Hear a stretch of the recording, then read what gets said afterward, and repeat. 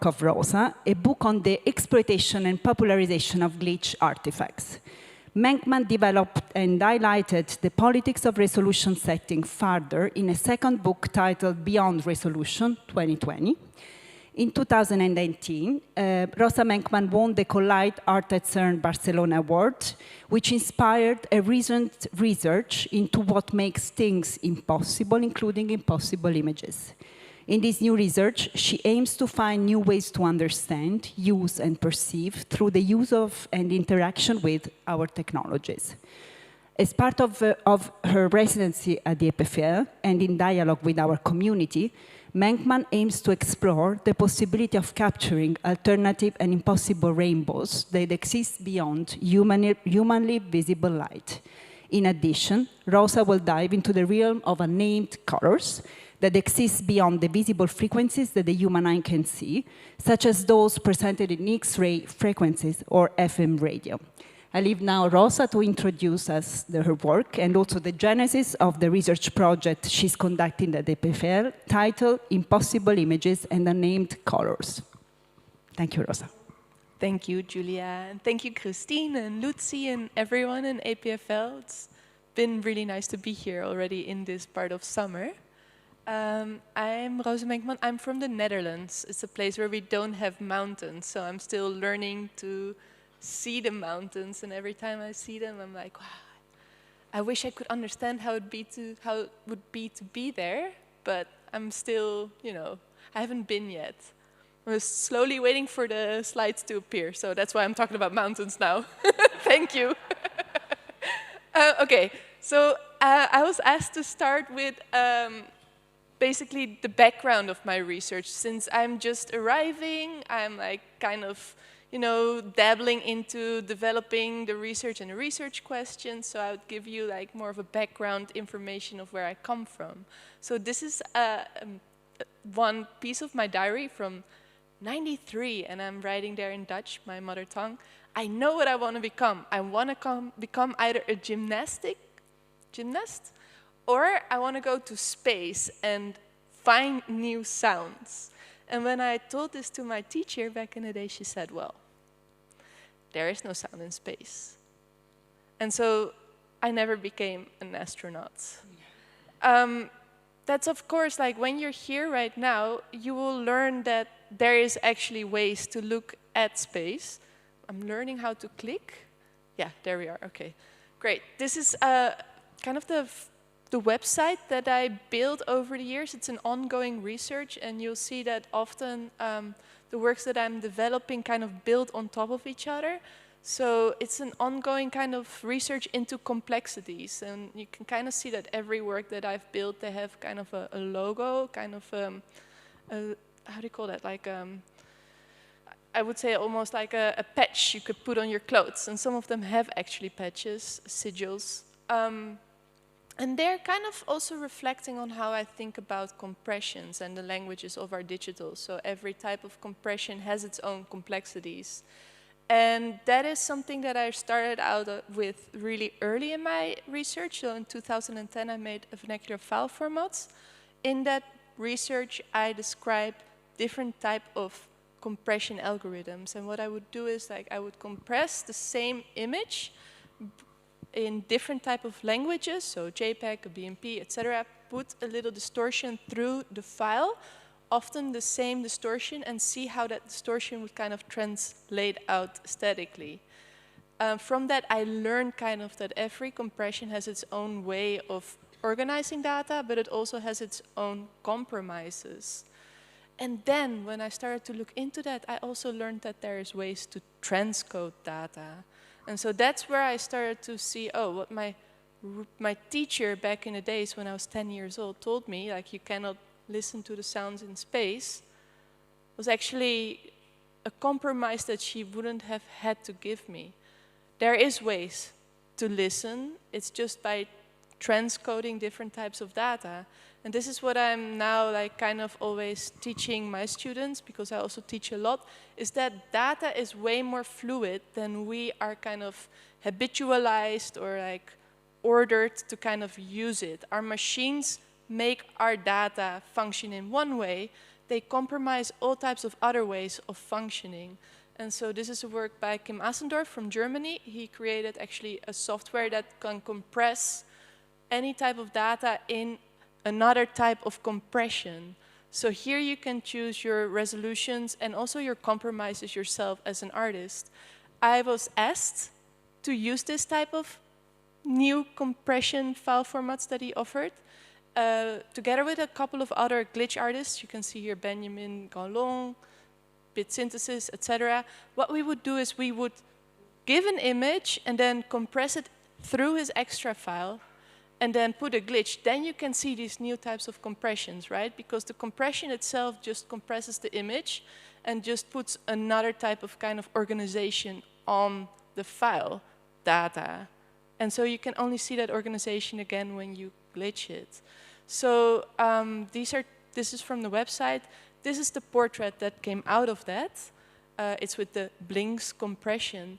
And that image kind of got me through a new way of thinking, because I usually always share my work open source or like open or via copyright or whatever license for people to understand and learn about it and also to use. But when you do that on the internet, it starts to have its own life. And I started to see people using these images all over, like on software icons, on sweaters. And I started to think like, it cannot be that it's just me that experiences the loss of their face. And so I started to research other people that have lost their face over time in the realms of image compression. And who did I find? Of course, Lena. I'm pretty sure that a lot of people here in EPFL know about Lena, but just to have us all on the same page. Lena is the 1972 Playboy centerfold. And one day around 1970, a little bit later actually, I think it's around 1973, a scientist came into the office of California, and they were just building the JPEG compression, and they were kind of getting bored of the standard test card images. And so they were looking for something kind of shiny and with a lot of frequency change. And then they thought, oh, Playboy. They ripped out the centerfold and took Lena. And so this is Lena. She's cropped, so we don't see her whole body. But she has been the color test card for all JPEG images and just the JPEG compression algorithm in general since its building. We see some issues here, obviously. It's not just a woman losing their face, it's not just the objectification of a naked lady, but also, of course, that she is a 512 by 512 pixel Caucasian lady, right? So I started to look more into the depths of color cards, and I found what I call my army of les inconnus, the unknown ladies of image compression. I made a collection of all ladies that have been lost through the histories with or without name of image compression. And I kind of got them all together to meet on my desktop, to bring, if I could, their names back to them, to have them kind of talk and strategize about what they can do to kind of reclaim their image. And from that, I created what is the decalibration army. These are 3 examples. We see Lena, we see Tay Tweets, and we see L'Inconnu de la Seine. Beautiful story, many connections to L'Inconnu de la Seine. If you ever want to go more into this, it's also very sad, but I'm not going there today. What I did, what you can see here is I used a beautifying software. This is around 2019, 2020. Back then we used a lot of, or still we do, but then we used a lot of filters, mostly in Instagram, to make ourselves very beautiful, which means we make ourselves usually wider, a slimmer nose, bigger eyes. You cannot make your nose bigger. You couldn't make your skin darker. There was just only settings that you could slide one way, right? That is now changing. But back then, I used a particular software called 365 Perfect, and I used it to perfectly 365 calibrate my army. beautifully. And what you see is how these kind of resaving and re-beautification kind of gets like more and more pronounced. So what I started to see is there is all this time in the setting of resolutions, specifically in the setting of image resolutions, always an inherent compromise. And my question was, how can we learn to see these compromises? Where do these compromises slip in? And how can we kind of start to move the levers of image processing and maybe by proxy other types of, you know, resolving to create a more open way of creating and understand where these axes of compromise come in. Now, one place is obviously ISO. Next week, on the 14th of October, we have International Standards Day. This is 2 years ago, I think, 3 years ago, where I went actually for International Standard Day to ISO to commemorate unaccepted and depreciated standards. And this is also at the time that I was invited to, or that I won actually, the Collide at CERN residency. And so I got to spend a few months in CERN and talk to the scientists. It's a very similar setup as we have here. You get to be connected to scientists, ask them questions, get in conversation, and get inspired by those conversations to develop and kind of deepen your research and the projects that you're working on. And so during this time, I would ask the scientists that I would meet, so that I would have a coffee with, try to kind of nudge them through thinking about impossibility, which is kind of the realm of compromise, right? So I would ask them, imagine you could create an image of any object or phenomenon that you think is important, with no limits on spatial, temporal, energy, signal to noise, or cost resolution. What image would you create? So imagine you could create any image, what would it be? But because of the context of CERN, what I would kind of get is a collection of limits, right? And if they would explain me those limits, I could kind of categorize or classify a collection of limits of resolution, kind of a collection of impossibility on image processing. And so I organized them into images that are impossible due to spatial resolution, time resolution, also in terms of kind of history or genealogy of technology. So certain images were once impossible but have become possible. Other images will become possible in the future, and certain images were once possible but are no longer possible. Images that are kind of based on speculation, disbelief, or imagination. Images that are not possible because there's too big signal to noise bounty, etc. And I created a kind of exhibition space, which is the blob of impossible images, to kind of show these categorizations. So what I learned from that is it's really important to understand where impossibilities lies, but also that there is actually many more categorizations than I thought at first. I thought a lot about just technical impossibilities, but there's a whole plethora of things that also exist within the realms of belief, right? And the moment you don't believe, you also don't look for it. And so what I started to, like a beautiful example, for instance, is a filmmaker that visited the Inuit in Canada. And the Inuit, they learned to navigate by looking at the stars, the moon, the sun, right? And what they realized is the way they navigate is no longer working. They didn't have scientific language or knowledge to kind of like hash this out. So their conclusion was, it must be that the Earth has shifted on its axis. And they would bring this knowledge to the COP, I think it was the COP 18. So when they brought this knowledge and this language to the scientific community, they said, well, that's not true, then the Earth has never shifted on its axis. Okay, lost conversation until one scientist said, well, I'll come and do research into what is happening because it seems like this is an important issue. And that, then when he finally came, he realized, yes, there is so much water in the atmosphere now because of climate change. The refraction of the stars, of the sun, makes it look like the sun is somewhere else. This is a beautiful research. It's been made into a film by an artist and researcher, Susan Shupley from the UK. And it's one of those kind of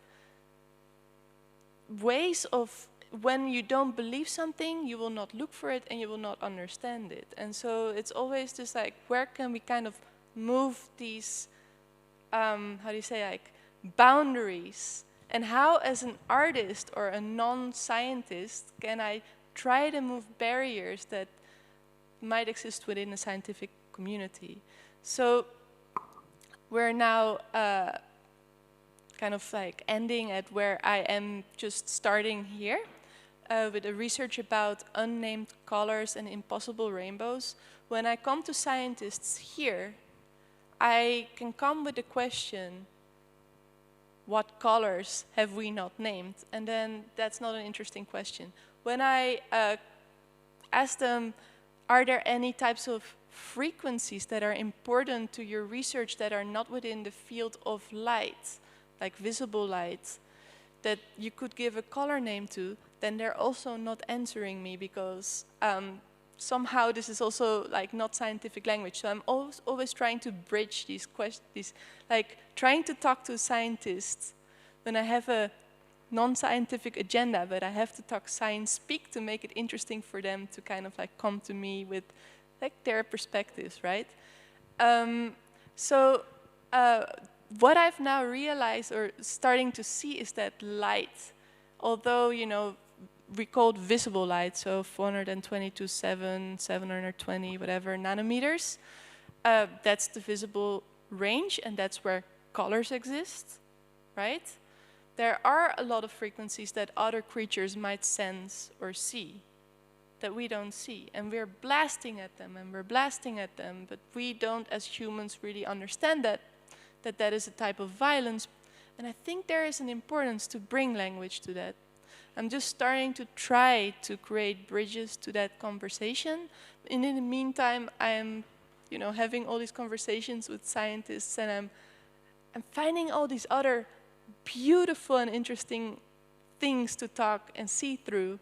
And so what I'm at the moment collecting, but it's still taking form and shape, are different color standardization apparatuses. So I'm thinking RAW, Pantone, CEA, so different ways to categorize colors and to see how they compromise other ways of talking, and also how these standardizations in the future might kind of fall in this repair, in this use, and then how that language might at some point get lost, and then how certain work that we describe and kind of right away with those standards might no longer be translatable into its original standards.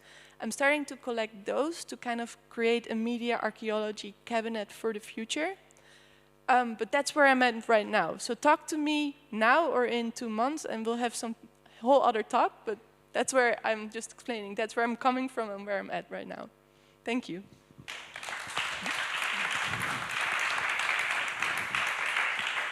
Thank you. Thank you very much, Rosa. We will return later, of course, on the projects also if you have any curiosity about what we will see in the presentations. So now, Sarah Oppenheimer. Sarah Oppenheimer is an architectural manipulator. Oppenheimer creates circulatory pathways that establish unexpected kinesthetic and visual relays between bodies and buildings.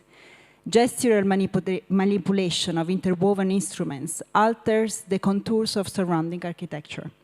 Rhythms and timescales of living systems flow from body to building and back again.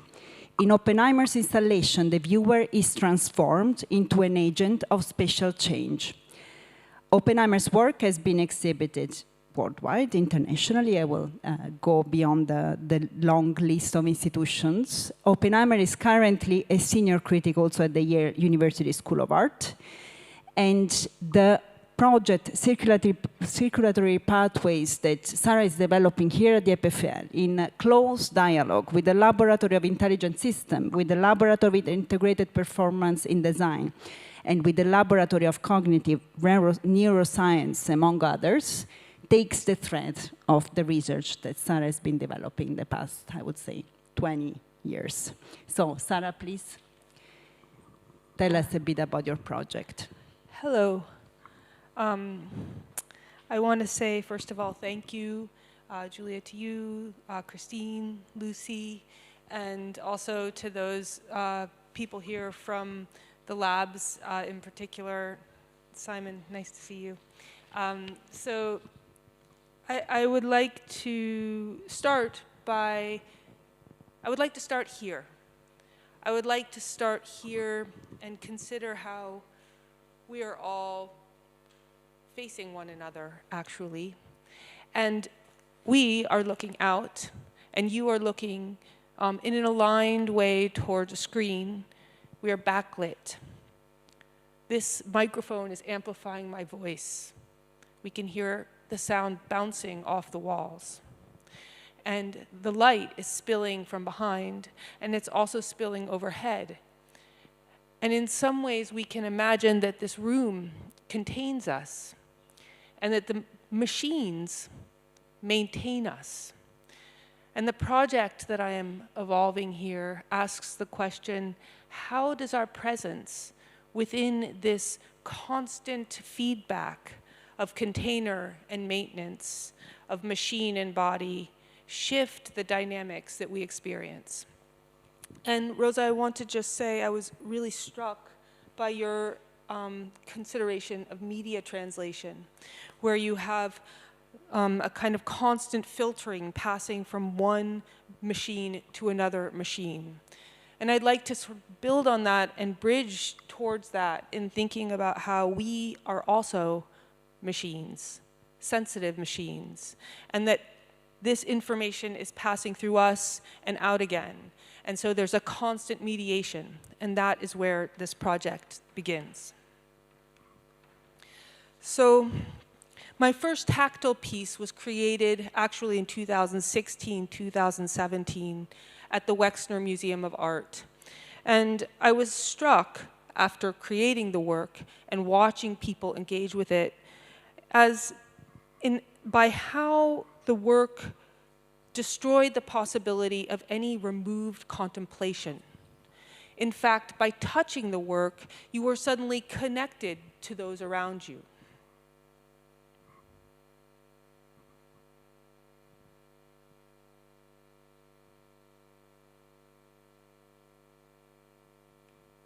The piece became a transmissive medium between you and others. As you put your hands on the actual surface and you felt this surprising slow motion, you suddenly felt somehow as if you were engaged with those around you. And you also shifted the spatial contours of others you came in contact with. The possibility of understanding connection is an act of radical imagination. How do we project ourselves from here to there? How do we imagine what is distant as suddenly nearby? My interest in this interconnection across great distances, or the collapsing of that interconnection through a kind of perceptual response, began in 2007 in collaboration with a research laboratory called the Virtual Environment Spatial Navigation Lab. I believe it was called the Venn Lab at Brown University. And they were running a really extraordinary experiment, which I somehow stumbled onto. And it went like this. You put on this VR headset, and you wandered around what appeared to be a topiary maze. And inside this maze, there were these weird, for lack of a better word, spatial glitches, where you would exit, let's say, through a hole in the hedge, and you'd find yourself somehow transposed or transported to another location in the maze. We could call this a wormhole or shortcut. So the researchers then went ahead and did a really interesting thing. They asked the test subjects to draw a map of the space. And everyone who drew that map drew those locations where there was this sort of hole or shortcut in the digital file as spatially contiguous. And so they learned, for example, as in Pac-Man, when you exit screen left and enter screen right, that that was in fact a contiguous relationship. And it was made more contiguous in the VR environment by having a stereoscopic perspectival view. So after that experience, I became, this is not advanced.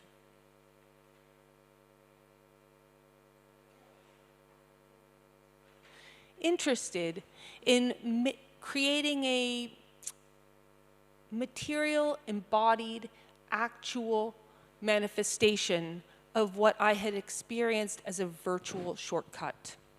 And I was interested in how one could pass that experience through the same filter, AKA, or the same machine, the human being, and have a similar result, but to do that with built space. So this work, created in 2007 at the Mattress Factory Museum in Pittsburgh, is a small, well, not quite so small, human-sized hole in the floor. And there, if you process through the building, you pass from the 3rd floor, where you see this long segment, up to the 4th floor, and you are able to look outside. There's suddenly an opening, and what appears distant is suddenly brought close into your sort of environment. But what's striking about this is not simply the visual field, but is actually the fact that the sound travels from the street. And when it's raining, you feel the humidity. And when it's dry, you feel the wind passing outward from the interior of the air-conditioned building towards the exterior.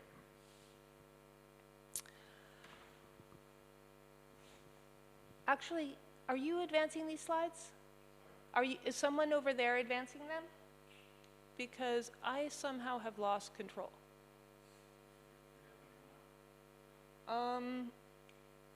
Yes, thank you. So interesting, these mechanisms we're navigating all the time. And also, you know, we're holding them in our hands. We're trying to figure out what's forward and backwards. I'm speaking to you. And in fact, that's precisely what I'm interested in playing with. How is it that the tactile manipulation of, in this case, a screen-based surface, but it's not actually a screen as in a video screen or a monitor, it's a large piece of glass. How does the manipulation of this large piece of glass bring what is distant close? Give us a sense of agency over our environment.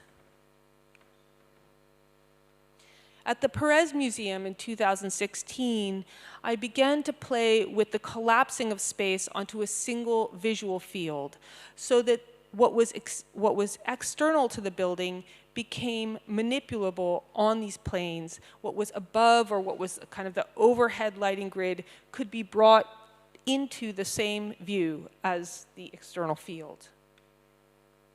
And this was a collaborative process whereby the reconsideration and the respatialization and the remapping of that space happened through a collective and tactile endeavor.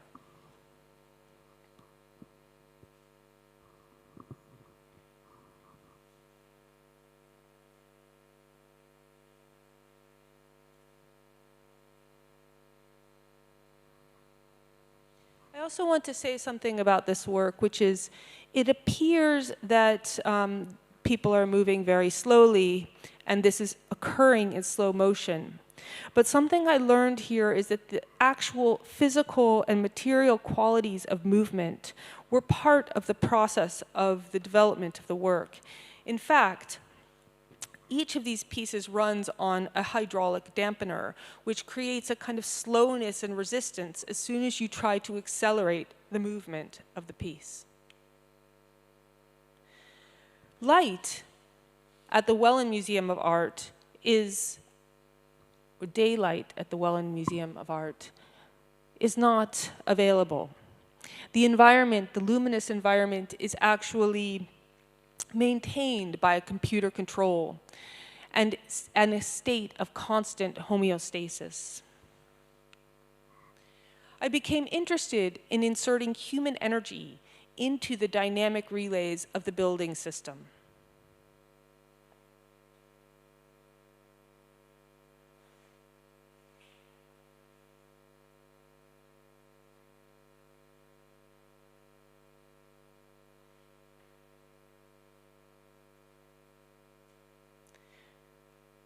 The overhead lighting tracks were connected via a set of cable relays to a set of manually operated large beams.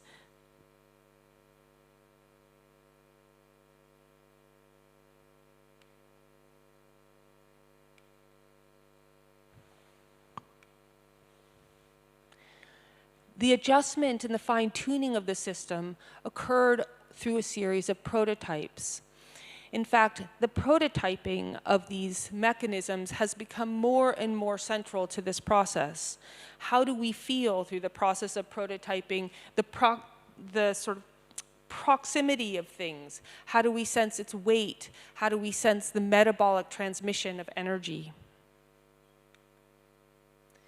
At each stage, the prototypes evolve. They become increasingly complex. They become increasingly networked. They are connected to one another.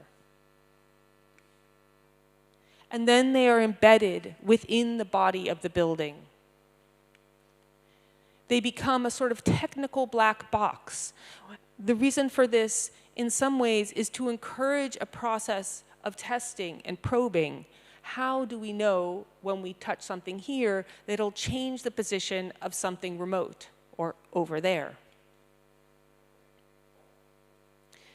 And when multiple inhabitants operate the system simultaneously, there becomes feedback between them, or remapping or remaking of the space as a collective embodied endeavor.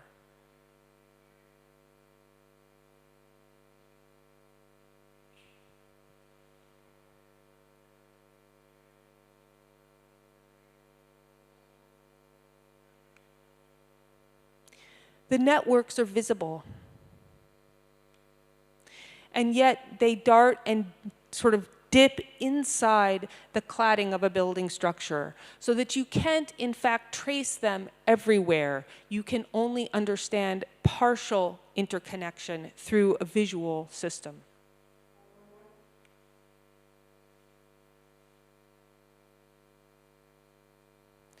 The question I arrived at EPFL with is, how do we, at this critical moment, think about remote control?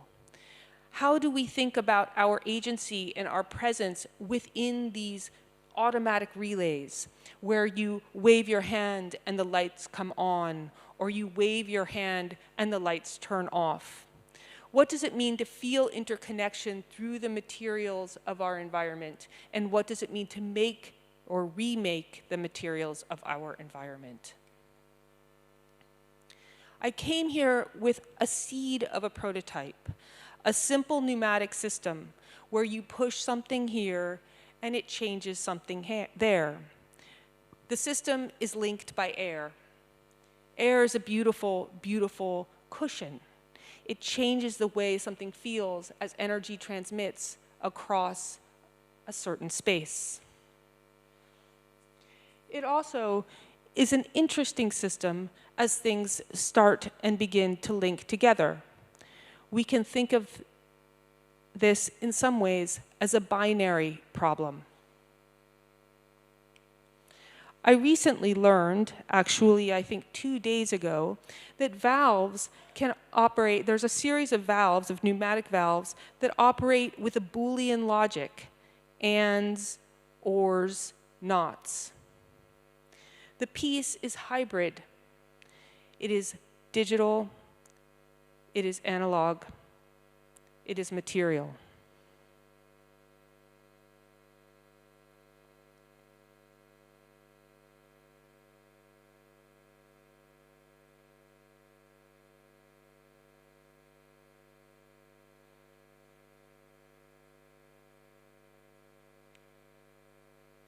The question has become, how little do we need to do to change the balance of our environment? And what happens when we begin to link these interconnected elements together? Over the past several weeks, I've begun to embed the technical apparatus within the infrastructure, within a kind of cladding, and play with these different motions as they start to emerge. Which returns us to this room, to the boundary between the inside and the outside, to the way light spills from the interior of this space out into the space of the larger EPFL campus. How might this work become a part of a larger network, linked by a Boolean logic which is operated by human energy? And how might this energy start to play with a glazed threshold, where the interior and exterior need not be bridged by electric signal or digital impulse, but actually by the energy of the human being?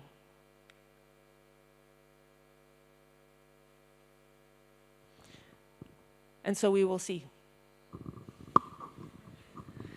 Thank you, Sarah.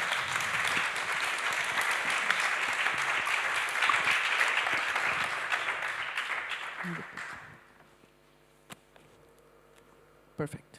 Thank you. Thank you very much, Sarah, for your beautiful presentation. And now, Gary Zhexi Zhang, artist, writer, and occasional technologist. His recent work explored connections between cosmology, technology, and economy. He recently edited a book about finance and time, Catastrophe Time, Strange Attractor Press 2023, comprising economic histories, science fictions, and interviews with leading climate modelers.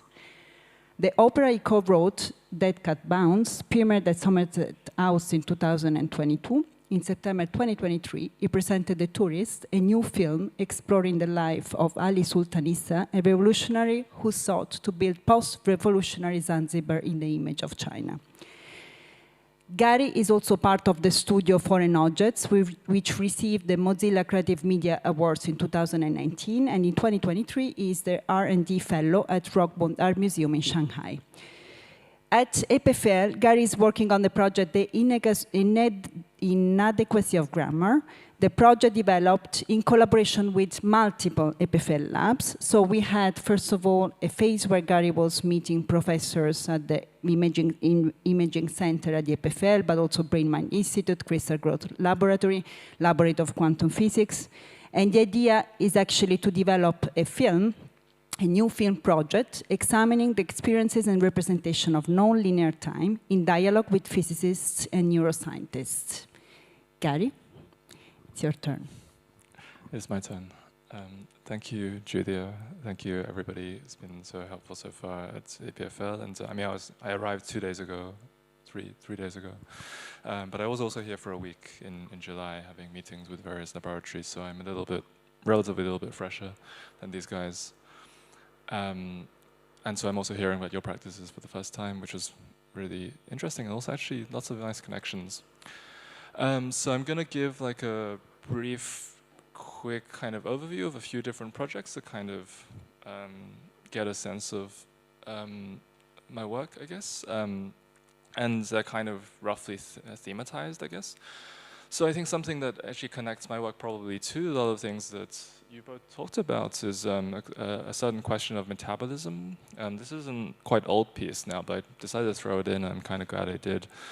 This was in the high time of like blockchain speculation, and I was quite interested in both the theory and sort of ideology around the translation between essentially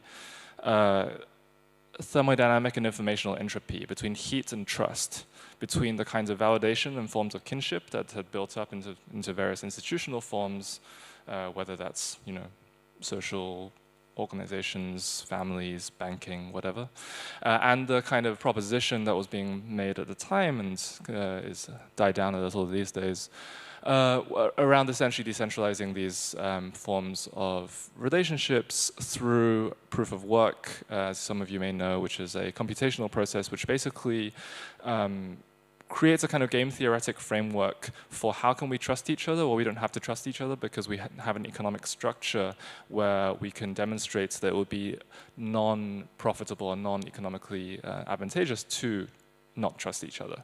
So by spending X amount of computational power and demonstrating that you've done so, you enter into an exchange without having to have this other form of social relation. Or rather, in this case, the informatic relation, the economic relation takes over the social relation and supplants it. And of course, you can make the argument the other way around, as many people do in the kind of historic anthropology of money, of exchange, of barter, where there's this relationship between the material and the abstract social organization, you know, where how do they co-constitute each other, or indeed which one comes first, and especially that becomes interesting when it becomes a question of design. How do you build a new city? How do you build a new economy? How do you develop new institutions? And can you use, you know, what kind of structures do you use to do that? So that's, I'm going to zip through just because writing is a big part of what I do as well, both in terms of my kind of artwork and in terms of just other writing that exists mostly in writing form. So I write a lot about history of science and technology. In particular, I'm interested very much in the history of concepts like ecology, cybernetics, various kinds of emergences of systems theory throughout history, or ideas of system throughout history, and in particular when these concepts come from and where they begin to fail. So for example, the way in which astrology, astronomy, agriculture, and finance were pretty much tied together in Babylonian times. If you look at Babylonian cuneiforms, each of those is basically talking about the same thing, the viability of a society where we think the weather is going to come from, and whether or not, you know, a given leader will survive because of the weather and the agricultural kind of viability are all recorded as part of the same notion of history. Or recent projects have been very much involved with the origins of probability and the way in which, you know, modern statistics really comes from a kind of long history of theorizing gambling and the kind of problems of profit and death and everyday contingency. So this is, I guess, a bigger project that recently came out, which was a book called Catastrophe Time, which I like this tweet because it kind of sums up some of the ideas in the book. Catastrophe Time is it's an attempt to look at the sort of deep, speculative, and uncertain seeming conditions of the present, and to try to situate them and try to locate them both in material conditions and in essentially the last 50 years or so of macroeconomic history. Oh, this slide's gone a bit funny. But I sort of try to like think about time. If we start thinking about time as something that has a history and an infrastructure, and what sustains our kind of broad experience of time, and where those kind of different, you know, senses of an era or senses of a narrative and order come from. This is not supposed to look as messy as this.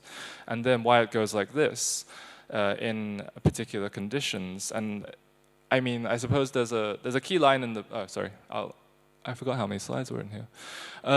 So this is a diagram that I drew. I guess it's kind of a painting. It's a watercolor of sorts, which was kind of the majority of events in the economic history since the 1970s, which had a systemic influence, which had a kind of like defining systemic influence on whether they were historic events, technologies, material like events in terms of just like the changing of climates, the accumulation, the acceleration of logistics, and to think about kind of what were the warps and wefts of our sense of an era over the last 50 years. And this was partly prompted by the fact that, you know, come to the last year or so, for someone who was born in the early 90s, it was kind of like, you know, what era are we in again? Like, I kind of got used to this particular version of globalization and trade balance and era of low inflation and, you know, relative global stability with like successive political disappointments, but nonetheless there was a kind of consistency to the period basically following the kind of era of the beginning of neoliberalism in the 80s up to the 2020s, and suddenly after COVID kind of constrains the entire global material logistical system, forces everyone back into their borders, while at the same time, the war in Ukraine forces all of these other kinds of material consistencies. Suddenly supply chains are twice as long, suddenly like, you know, geopolitical conflict has become the main source rather than like market conditions of global exchange. You're like, okay, are we in, you know, what was the pause and what was temporary and what was continuous? What was kind of the before and the after? Are we in Cold War 2.0? Was this kind of like period of relative stability and you know, economic smoothness just some kind of like stopgap? Are we in the interregnum? Is this the kind of permanent interwar years? And I guess the key point of the book in the end was to ask this question, or to try to articulate this moment where it felt like, on one hand, the economy that we've experienced and gotten used to has kind of come back down to earth in the sense that it had kind of been forced to confront all of these material and political, very real differences and contingencies of an heterogeneous and striated world. At the same time, the earth itself, the planetary system, was becoming more and more speculative. I mean, this I understood better through conversations with people in the insurance industry. I got very involved with some people who are climate modelers for insurance, and perhaps there are climate scientists here, and while, you know, the pure science is tremendously important and is kind of at the core of how we understand the planetary system, what is going to define the actual cause of how our history proceeds is actually going to be people, you know, basically negotiating between political factors and systems like finance, because, you know, those are the kind of decisions that actually start to kind of strand assets or to calculate put a value on the cost of drowning Miami, or whether or not Caribbean islands are going to be able to kind of you know, sustain their debt levels, or whatever. You know, we may not like this system, but the people at the coalface of contemporary contingency, of speculation, but of actually existing speculation, which has a stake in both its immediate profitability as an insurance company and its kind of future, the actual generalized future that we all face, is in these kinds of like spaces of practice. And so a lot of my work is kind of interested in examining what these systems and practitioners do. So this is, I won't go into this, but this is a diagram of a catastrophe bond. It's how a prediction about the weather in Florida gets turned into a financial security, which is then covered by mostly pension funds and asset managers and the like, and then translated into the global capital markets, and in order to be insured. And a lot of that actually happens here, like down the road. Geneva, Swiss Re is one of the biggest in the world. And these people have a very nuanced understanding of time. So this was just briefly a small work that I made a few years ago with Agnes Cameron, which was called The First 10,000 Years, and it basically used the models that are also used in the insurance industry, which take the entire history of hurricanes that are known, the Hurricane Archive of the North Atlantic, which is about 150 years of known hurricane tracks, choose them all up, puts a kind of perturbation on them, so you make up, tens of thousands of years worth of fictional hurricanes, which are plausible, which are, it's perfectly within the realms of imagination. And then you run those in order to create a sample size of extreme events where the weather actually hits a highly populated, densely valued area to understand the probability of a catastrophe as such. Because a catastrophe is a collaboration between all of these different factors. A catastrophe, like weather is just weather. A storm in the middle of the ocean affects nobody. It's only when all of these things come together where you get a particular event. And so I guess the question that was really animating this period of work, and maybe still animates a lot of what I'm thinking about, is what do we do when history is no longer useful for predicting the future? Well, we've relied on, inference, on various kinds of modeling to understand our condition and prepare for contingency for as long as probability came about. But we're also, especially in the realms of climate, but also in other very data-intensive kind of spaces, we're kind of finding it harder and harder to make viable claims about the world through the past, through what we know about the past. And that's a very different temporal logic as the one that we have been accustomed to in the modern period, let's say. And so, you get these funny situations where, for example, South Carolina has determined its own climate time zone, more or less, because it's made it illegal to use certain climate models, because it says that we can only use the long archive of history to determine South Carolina insurance, whereas the rest of the world and the rest of America even understands that we need shorter-term, medium-term models, which are sensitive to different kind of inflections in the climate in recent years, and we can't just average the entire history. This was an exhibition that I made in 2021, which was looking again really at events in economic history, which kind of bridged this gap between speculation and material reality.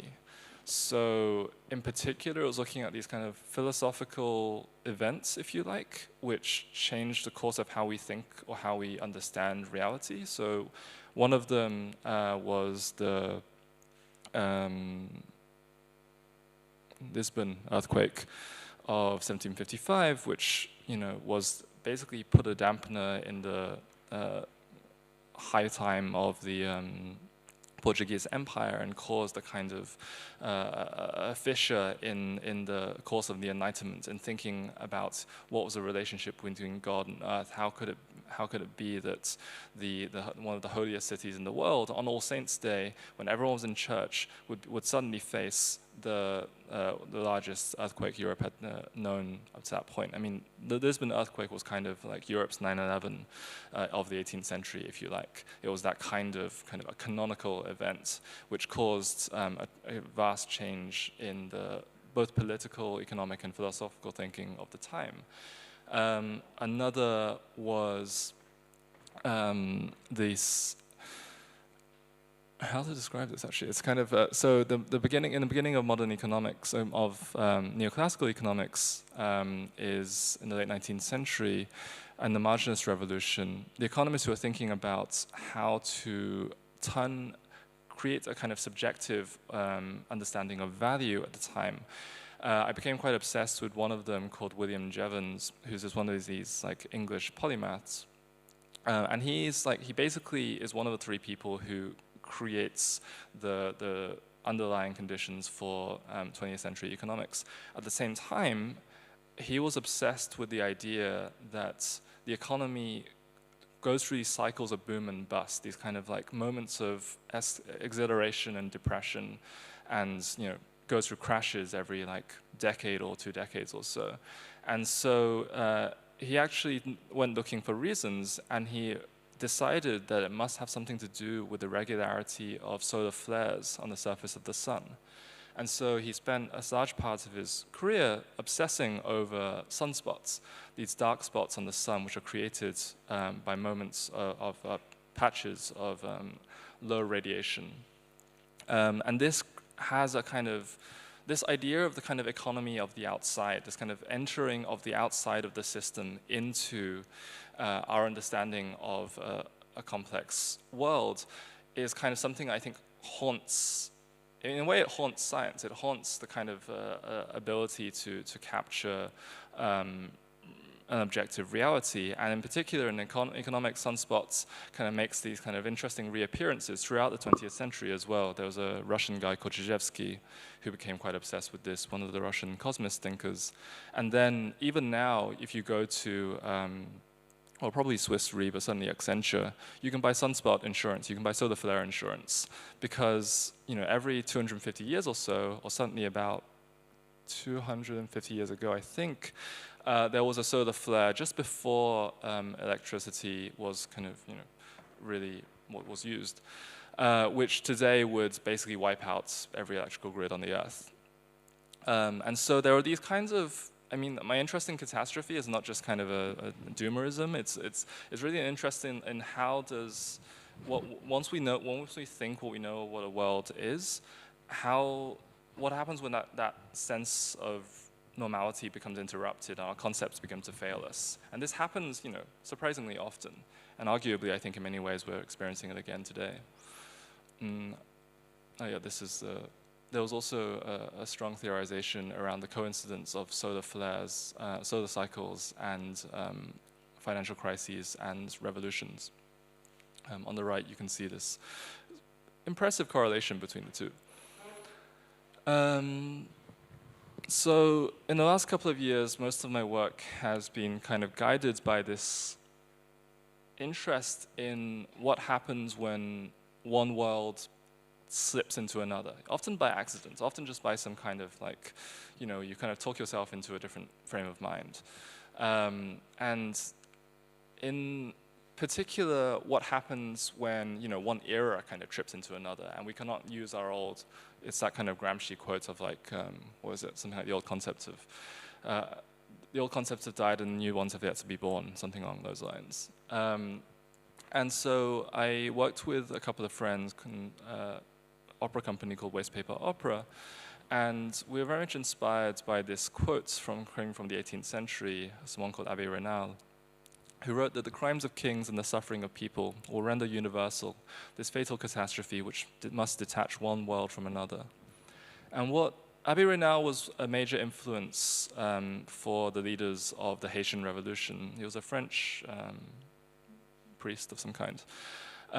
But he wrote this in the high time of the French Enlightenment, but also actually just before the French Revolution, really, in the mid-18th century, to describe the way in which colonialism, and in particular the French colonies in Haiti and abroad, would create a situation which would inevitably basically come back to haunt the empire. All of the kind of the system that the empire was kind of enjoying itself and creating, while also at the same time ironically pontificating on the meaning of the concept of freedom, would eventually come back, and the world that the French were creating would sort of auto-ingest itself, would kind of come back and transform this reality. And so I made, with Waste Paper together, we made this opera which was based on 5 moments of catastrophe, in which kind of brought together these moments where, often through finance and money as a kind of mediator, a historical hinge was kind of tripped. So there were 5 characters, the prophet Jeremiah, who you'll see here, I'll play a tiny bit of it, who presides over, in the Bible, in the Old Testament, Jeremiah is this kind of sobbing figure who, he's crying because he knows the catastrophe is coming, that Jerusalem's going to fall. He cries because he sees it happening around him because Jerusalem is being sacked. And then in the 3rd scene, he's crying because he's been taken away, because everyone's been enslaved. He's kind of this figure that's almost outside of time, constantly sobbing for the inevitability. And so he was one of our characters in this opera. Another were this story of the 30 Virgins of Geneva, who just down the road, which was a really amazing moment where the banks of the Swiss bankers came together and securitized their daughters in order for the French king and much of the rest of the wealthy aristocrats in Europe to collateralize their debt on the heads of these daughters, on the heads of these, because of this kind of life insurance system. I think I'm running a lot of time, so I'm going to quickly go ahead. This is the project I just finished in Canada, which was a film about a documentary, basically, about the life of Ali Sultan Isa, a key figure in the Zanzibar Revolution in its liberation from the British in the early 1960s, who in that moment of cosmopolitan world building, in this kind of post-colonial independence period following the Bandung conference in the 50s, where all of these young independent countries were looking to kind of change the world in their image. And he came from this tiny spice island in the, off the coast of Africa, and he was one of a very early kind of African cosmopolitans in a sense, and he ended up going to China and decided to rebuild Zanzibar in the image of the People's Republic. And this story is a bit of a tragic comic kind of tale in some ways, because it's a 2,000-kilometer spice island in the Indian Ocean, and the other one is like a gigantic China. And then he actually then later goes on, avoids prison, almost gets killed, and then builds the first resort hotel in Zanzibar, thus leading to its kind of modern existence as a kind of tourist paradise. And I'll just play a tiny bit. Those are our ancestors, our relatives who fought for the country, okay, to get our freedom. Some of them, they lost their lives, some of them whatever, but not to get made us to be free. Love. Sawa. Ndakula.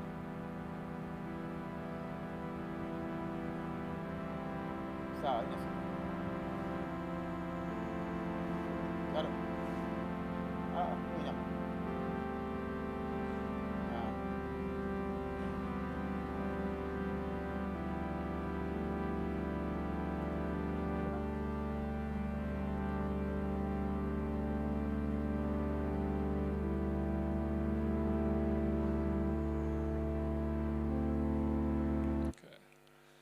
And so finally, just in very brief terms, I arrived 2 or 3 days ago, and so this project is in a very nascent sort of place. But the question that I've been asking here and for a while really is this one: the materiality of time threads through natural scientific, psychological, technological, and socio-political dimensions of a fundamental question. How do we live in a world which we're also actively unmaking? And furthermore, if we look through the lens of natural science and we start to think about the past as just as unpredictable as the future, how does this shape our relationship to time and futurity?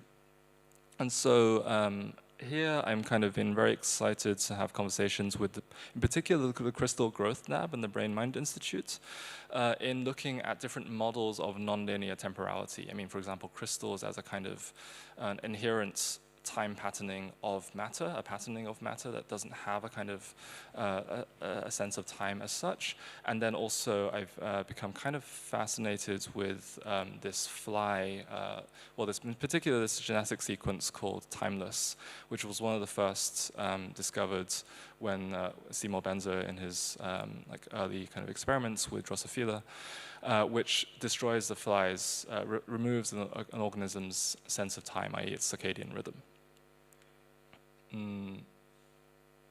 I will not go through this. Okay, I'll leave on this Ursula Le Guin quote that I like. You can go home again, the general temporal theory asserts, so long as you understand that home is a place that you have never been. Thank you very much.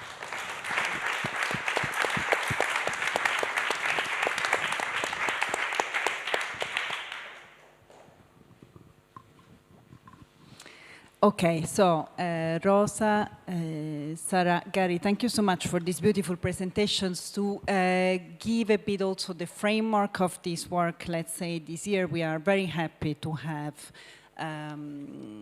Rosa, Sarah, and Gary with us, because as you could see from this presentation, each project is very different, very specific. We have a lot of interactions with different actors in our scientific community, but at the same time also very different work and research that Rosa and Sarah and Gary are conducting.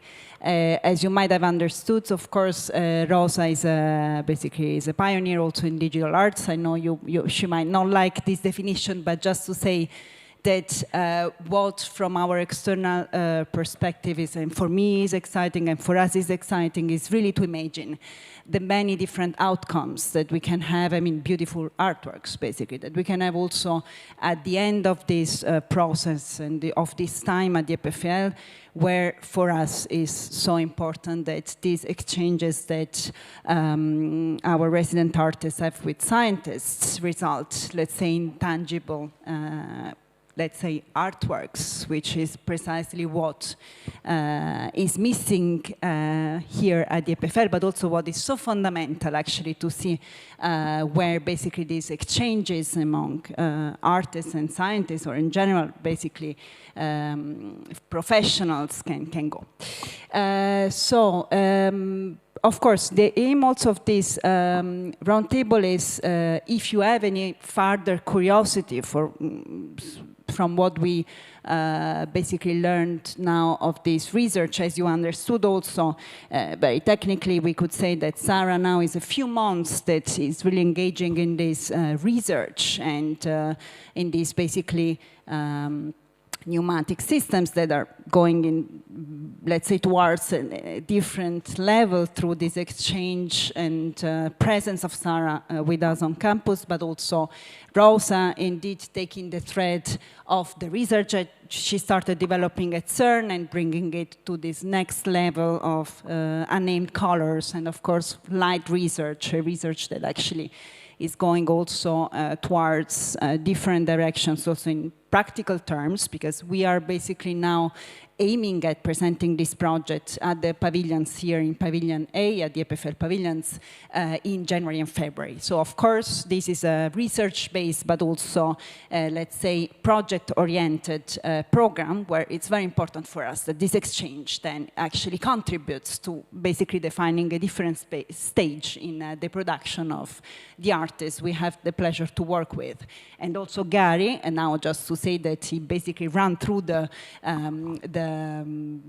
let's say the slide that actually was precisely presenting the initial stage of the script that he is considering to develop here at the EPFL, and indeed it's quite a complex narrative following the complexity of Gary's work that is going to be developed actually in the months to come, because it's true we had this intensive week over summer, but Gary joined us only 2 days ago to actually now enter in this research and production process.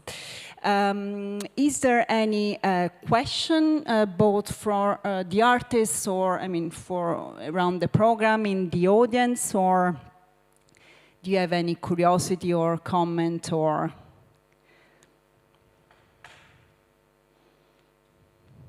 There's a, thank you.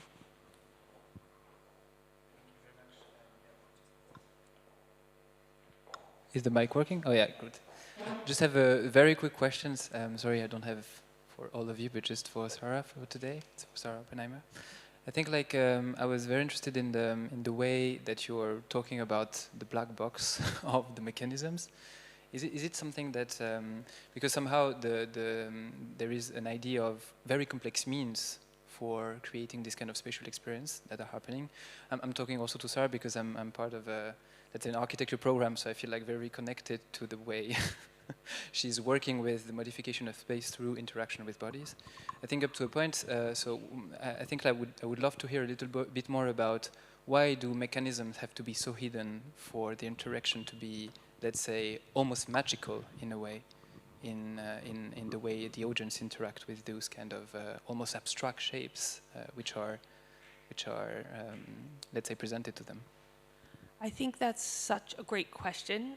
It's a question I think about a lot.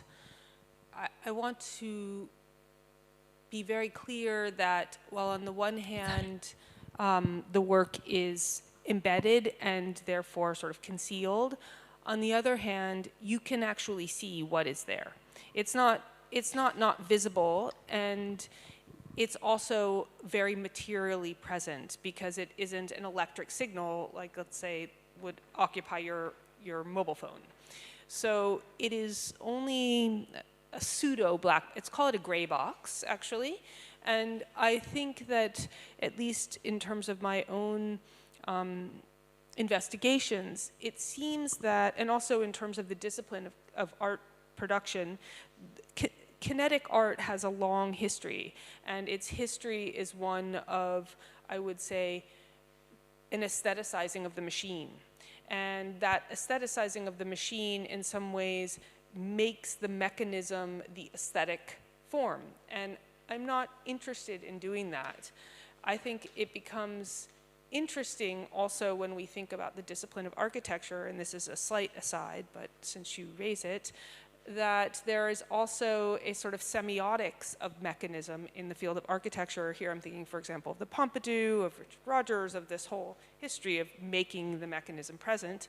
And that semiotics also then, I think, removes us from the presence of ourselves in the world. So I want to heighten that presence without denying the possibility of understanding the mechanism. Thank you. Thank you, Sarah. Any other question?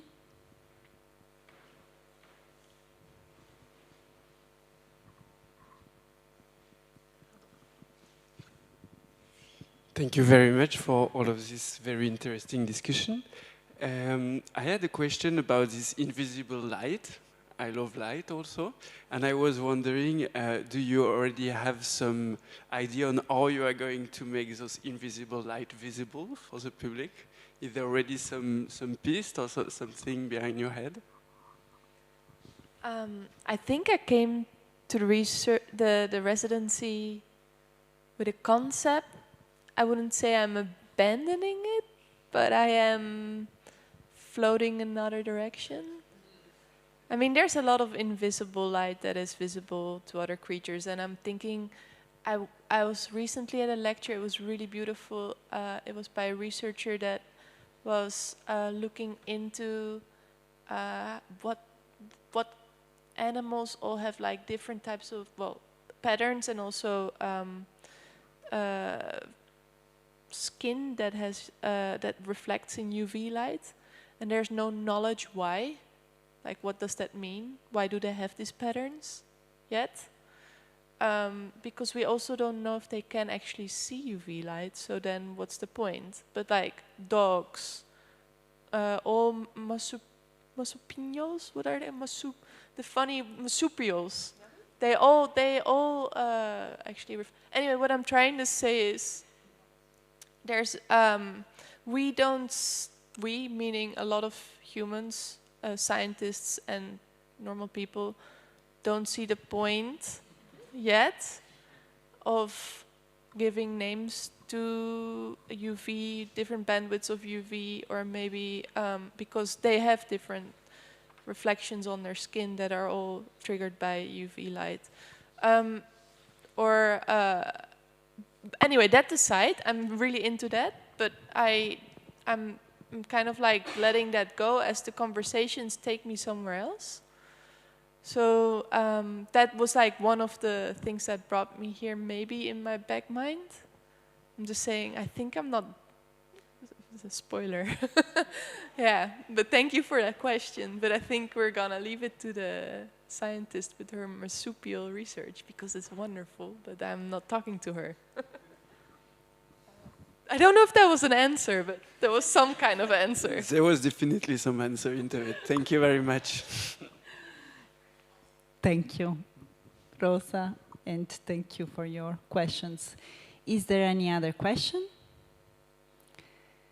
Perhaps before gently moving, I have a question actually with, for Gary, who just joined us, but also in relation to your presentation, Gary. So you have quite an experience anyway in this, let's say, science and technology context, somehow, both, let's say, in terms of residencies and work and writing. And my curiosity, I mean, I actually act now as the audience, but is there any, let's say, is there something specific also that you are researching at the, let's say, in this context, really diving, let's say, here with our scientific community that somehow, because you also approach the area speculatively a lot, so also in terms of studying, but let's say, as you also experience now in other contexts, but this is really the realm, let's say, of technological and scientific development, what you also observe critically in let's say, many of your writings. So just perhaps to conclude also and add perhaps this element also to your presentation, if there's an opportunity or, let's say, chance to experiment something here that you haven't yet sort of explored in your past years, a bit at the crossroads, let's say, of this science and technology nexus. Yeah, I mean, for sure. I mean, to answer super practically, I mean, in terms of the conversations that we had back in July, when I was introduced to the Crystal Growth Lab and to these kinds of essentially alchemists who just grow matter. I mean, I don't even know if I think of what they do as like. It's the way I understand their work is that people who find matter they don't quite understand send it to them. They characterize it and try and grow it in artificial conditions, which is pretty much like, let's grow some new matter. And that's what they seem to be most excited about. And I'm very much trying to work out how to collaborate with them at the moment, because that is not something you get the opportunity to do at any other time. And I have a slight lead. I mean, a lot of my work kind of I'm interested in these kind of historical accidents and ironies. And it just so happens that both the beginning of crystal growth as a discipline, and like synthetic crystal growth, and of gem counterfeiting is the Geneva ruby, which is a type of ruby that was supposed to be sold by Geneva merchants in the 19th century, which led a French guy to try and understand how it was being done, and then he invented the first process, which is how we have modern crystal growth. So, I mean, I'm interested in these kind of threads and slippages, which kind of guide to a process. In terms of working with scientific institutions, and here specifically, I kind of think it's always specific. I mean, it's really, I'm not. I guess maybe having been in a number of these kinds of contexts, I do feel like I don't have a strong appreciation for the kind of strong distinction between what artists or scientists do, insofar as it's just kind of practitioner to practitioner, I hope, in a lot of cases, and it really depends on what you're driven by, and it really depends on individuals. And so, I think I hope I found some people here that this conversation can deepen with, as opposed to kind of like artists looking for truth and scientists providing truth. You know? So yeah, I'm hoping that can be the case. Thank you. No, sorry. Oh, there's a.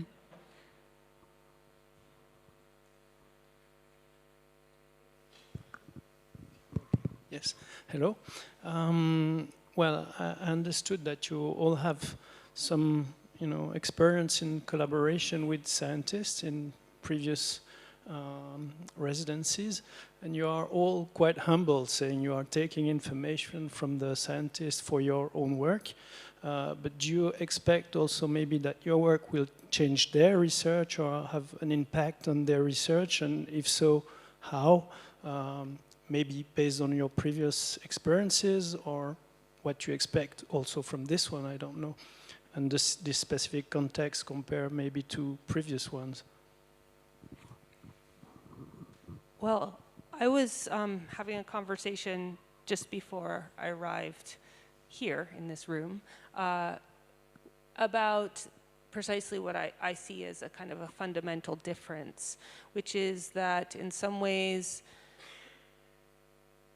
and I don't want to speak for us, but I will use the word we. I think that there's a kind of grasping and unknowing that is at the core of what it means to develop a creative work. There is no problem to be solved, there is no hypothesis to be tested, and in some ways, methodologically, I think there's tremendous amount to be learned on both sides. I had the really nice experience to speak to Edward Ando from the Imaging Hub here. He kind of helps people in their, how do you call that, like they're quantifying data analysis in images with images.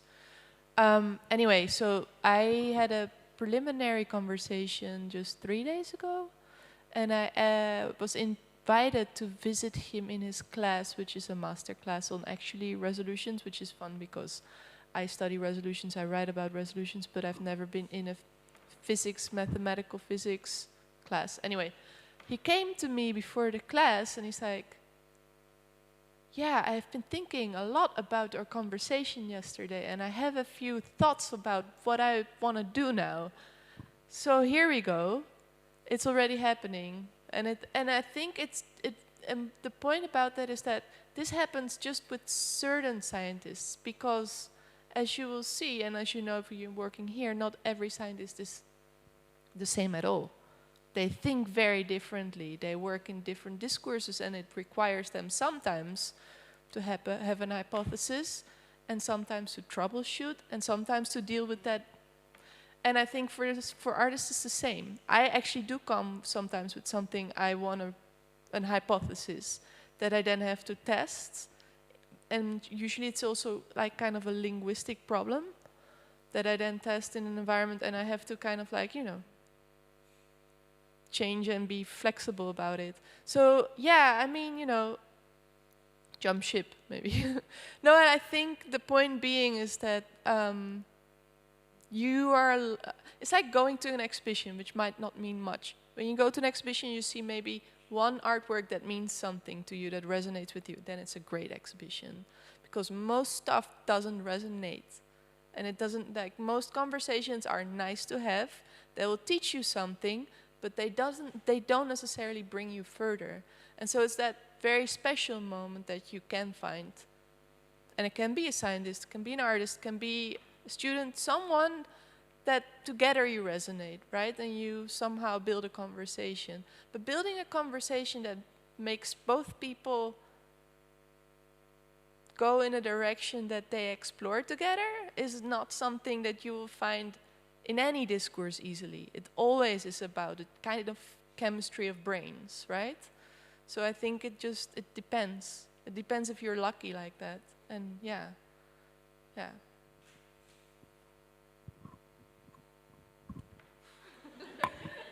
I really don't have too much to add. I mean, I think a good relationship changes both of you, and that's, you know, hopefully that's going to happen.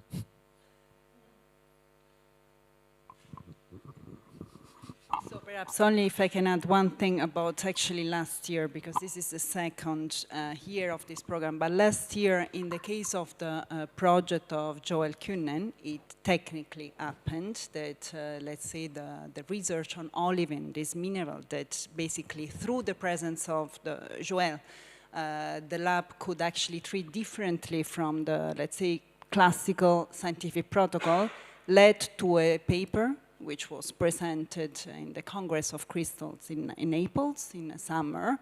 So let's say there are many levels where this indeed conversation can lead, but technically, let's say also because we are here, I have to mention that we also had this moment where a scientific paper, so there was a publication that was co-authored by the laboratory and one of our artists, Joel Kuhn, and presented in a scientific conference.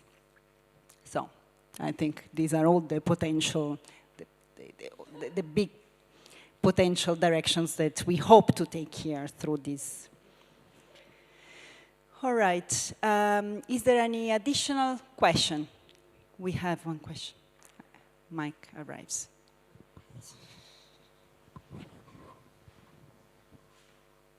Hi, first, thank you very much for your presentation. It was super inspiring. I have a question for Sarah again. In the environment, let's say, of architecture, space appropriation, body and mechanism building together, I am wondering and asking if it ever happened for you to collect the data of how people appropriated the spaces through the machinery, and if that happened, like in which terms, and how would you think it would be better synthesized? You talked about mapping. We teach architecture in first year. We do maps of space in different ways, sounds mapping, cognitive space map. And I was wondering if, like, for you, your experience, how would you collect these human and body and machine interaction data? So first of all, let's talk after.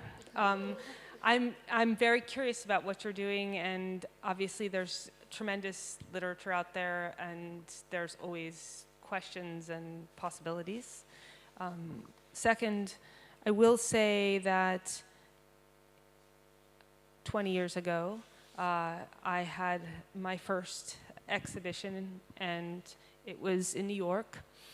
And I put an ad in what was then a local newspaper, asking test subjects to come to the space when the space was closed and walk through the room.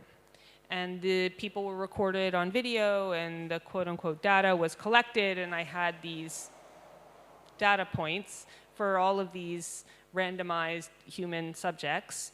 And then I had this information, and I was really struck by how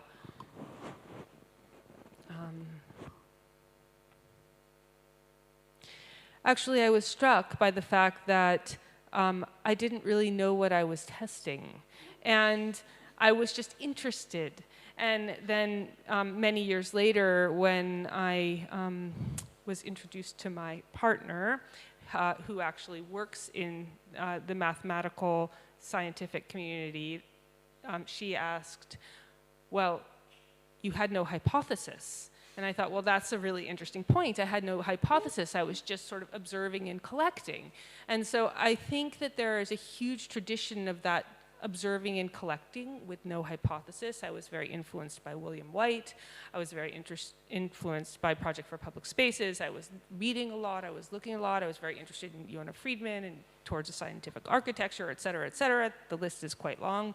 But I think that I turned towards a kind of scientific process and towards scientists actually who were studying spatial navigation, such as the Virtual Reality Navigation Lab, precisely because of this inability to simultaneously absorb that information and also have that be an experiential condition that I was creating.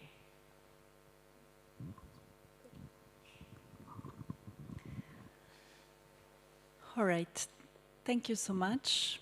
And okay, we are gently closing our conversation.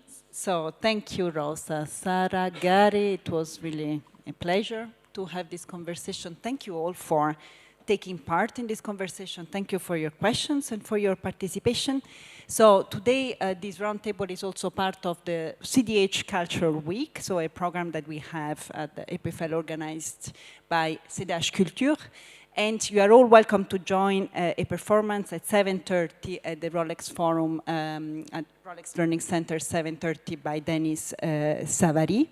And just to conclude, I would like to very fastly also thank my close collaborators, Christine Ferget, Lucie Lieser, in the organization of this roundtable, but also Virginie Martin and Stephanie Parker for her collaboration, and finally the Pavilions team, as well as Edouard Dufour and Ryan Jones today with us for the technique. And of course, my colleague Veronique Moron, who organized this, let's say, week where we are having now this roundtable discussion. Thank you all, and have a great evening.